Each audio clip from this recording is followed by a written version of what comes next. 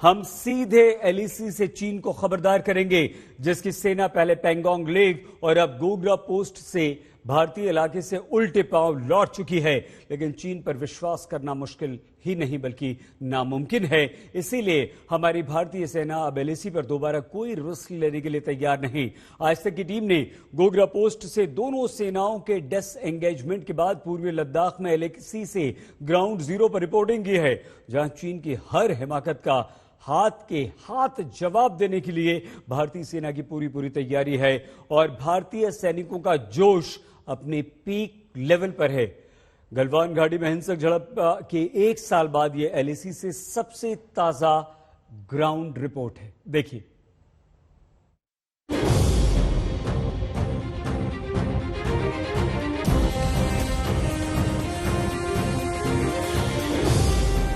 दुनिया का सबसे बड़ा सैन्य गतिरोध जगह एलएसी लद्दाख।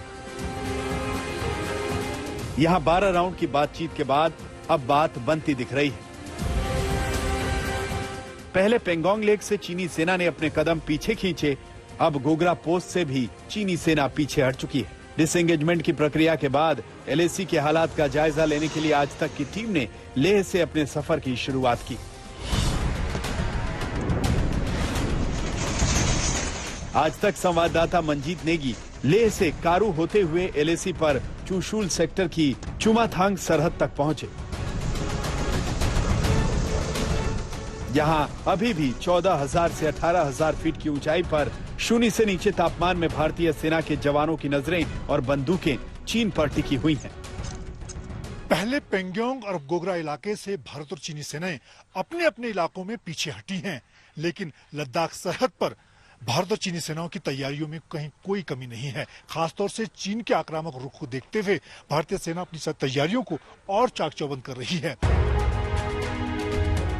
चीन ने जो बॉर्डर वाली साजिश रची थी, उसी का नतीजा था कि पहली बार सर्दी और बर्फबारी के मौसम में भी एलएसी के दोनों तरफ 50-50 हजार सैनिकों की फौज तैनात रही।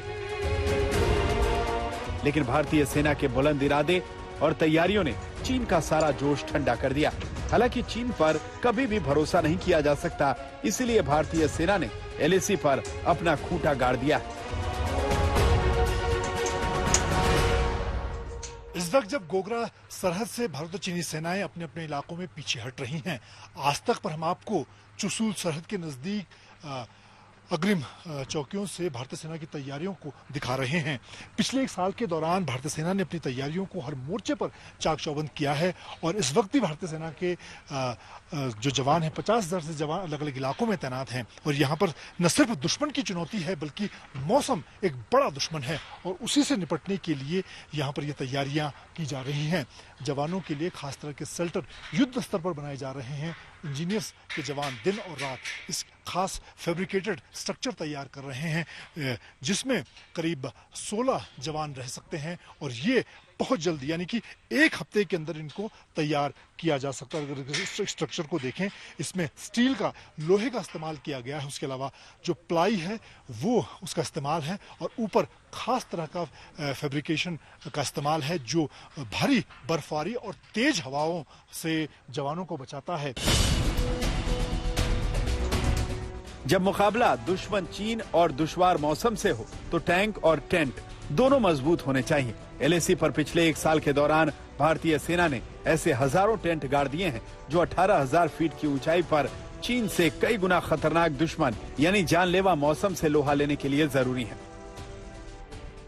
चीन सरहद पर मौसम और दुश्मन की चुनौती से निपटने के लिए भारतीय सेना के जवानों के लिए इस तरह के खास इंतजाम किए जा रहे हैं। ये केबिन बनाए जा रहे हैं जो शून्य से नीचे के तापमान में जवानों की मदद करते हैं। यहाँ पर 16 जवानों के रहने के इंतजाम किए गए हैं, डबल बेड लगाए गए हैं, स्लीपिंग बैग यहाँ पर रखे गए हैं। इसके साथ ही हीटिंग की भी इसमें व्यवस्था की गई है जब तेज हवाएं चलें या बर्फबारी के बीच।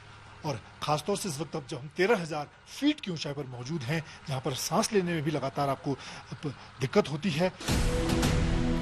एलएसी पर भारतीय सेना ने अपने रहने का पूरा इंतजाम सेट कर लिया है और जहां तक चीनी सेना की हिमाकत का मुंहतोड़ जवाब देने की बात है तो इसके लिए जवानों को खास तौर से लैस किया गया है। चाहे रॉकेट लॉन्चर हो या असॉल्ट राइफल्स या फिर ग्रेनेड लॉन्चर।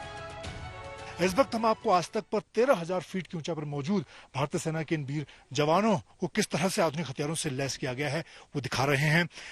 अगर ऊंचे पहाड़ी इलाकों में दुश्मन से मुकाबले की बात करें तो जो रॉकेट लॉन्चर है उसकी मदद से कैसे किसी बंकर को नेस्तनाबूद किया जा सकता है, ये यहाँ पर 1000 मीटर के आसपास अगर दुश्मन मौजूद है उसको निशाना बनाया जा सकता है। इसी तरह से ऑटोमेटिक जो ग्रेनेड लॉन्चर है इसकी मारक क्षमता की हम बात करें तो 1700 इसकी मारक क्षमता है और ये भी दुश्मन के किसी भी ठिकाने को पूरी तरह से बर्बाद कर सकता है।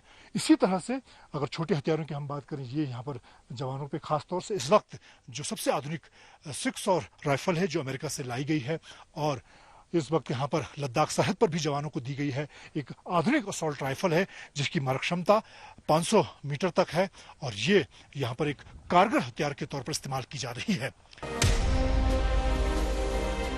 बॉर्डर पर दुश्मन का सामना करने के लिए दो चीजों की जरूरत होती है, एक हथियार और उससे भी ज्यादा जरूरी होता है जोश, जज्बा और जुनून, जो एलएसी पर भारतीय सैनिकों में ऑल टाइम हाई है।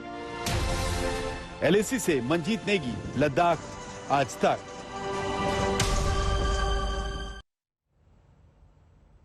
पहले पेंगोंग लेक और अब गोगरा पोस्ट। भारत के कूटनीतिक हमलों से चीन की सेना को पीछे हटने पर मजबूर जरूर किया है, लेकिन चीन का पीठ पर वार करने का पुराना इतिहास रहा है। ये बात भारतीय सेना से बेहतर कोई नहीं समझता, कोई नहीं जानता और इसीलिए भारतीय सेना डिसएंगेजमेंट प्रक्रिया के जरिए चीन को उसके हद में रखने की कोशिश भी कर रही है। और अगर चीन दोबारा एलएसी पर अपनी हदें पार करता है तो उसे खदेड़ने का भी पूरा इंतजाम भारतीय सेना कर चुकी है, जिसकी ग्राउंड रिपोर्ट हमने आपको दिखाई, आपने देखी। और ये भी जरूरी है क्योंकि एलएसी पर हॉट स्प्रिंग और डेपसांग, इन दो इलाकों में भारत और चीन के सैनिक टकराव की स्थिति में हैं। एलएसी पर चीन अब पूर्वी लद्दाख के पास सैनिकों के लिए स्थायी बुनियादी ढांचे का निर्माण कर रहा है। चीन एलएसी पर भारतीय क्षेत्रों के पास लंबे समय तक रहने की तैयारी भी कर रहा है। भारतीय एजेंसियों ने एलएसी के पास चीनी सीमा में स्थायी कंक्रीट की इमारतों के साथ नए सैन्य शिविर भी देखे हैं।